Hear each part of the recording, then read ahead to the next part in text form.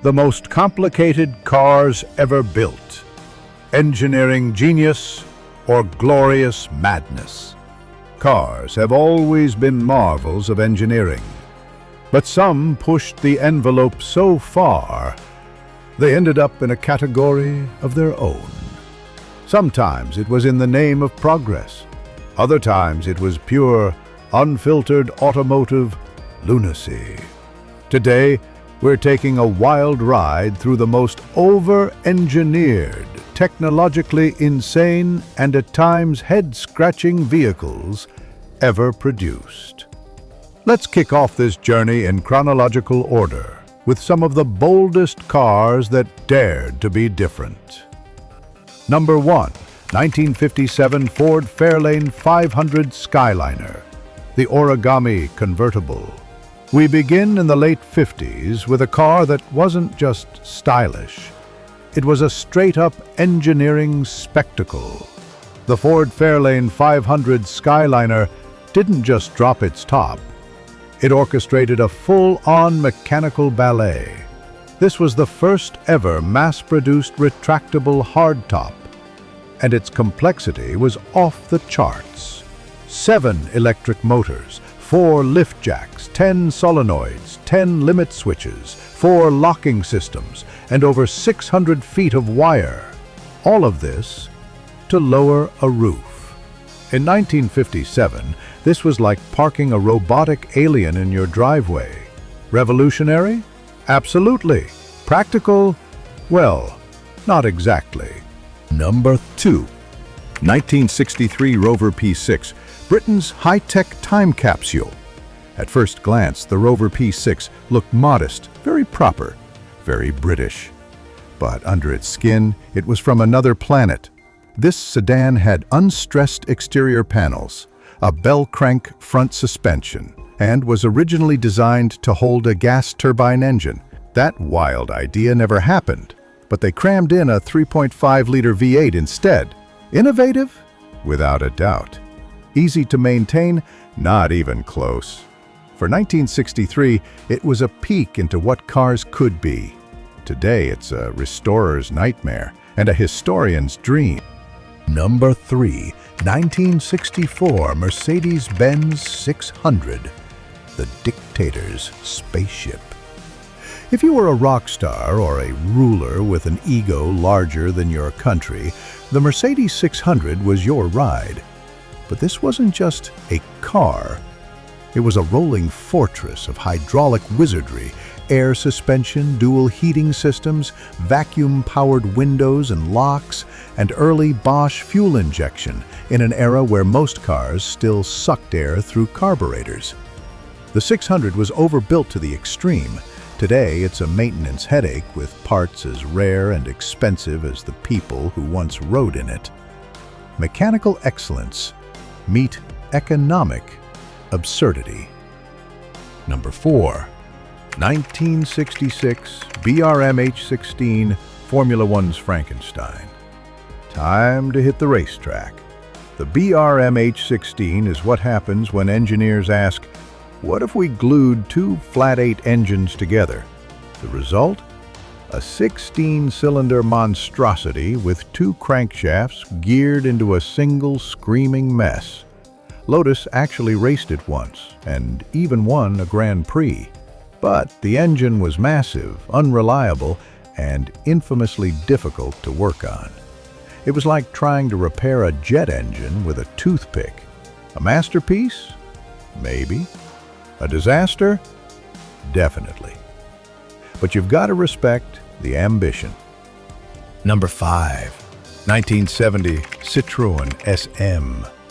France meets Italy in a fever dream. When Citroen bought Maserati, the result was bound to be weird. Enter the Citroen SM, a car with a French soul and an Italian heart.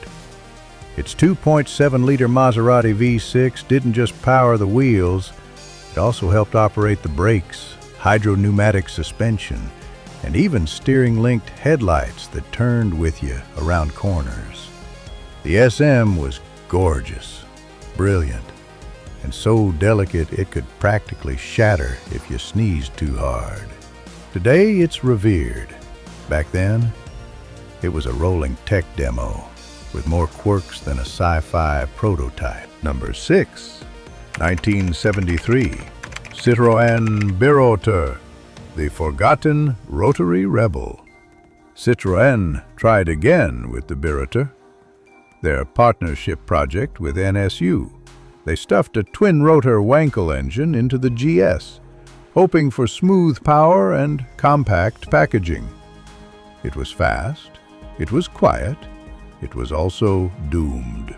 Fearing warranty disasters and brand damage, Citroën scrapped the project early and bought back most units. Only 847 survived. Today, the Birotor is a whisper from a parallel universe where rotary engines ruled and reality took a coffee break. Enjoying this ride through engineering insanity?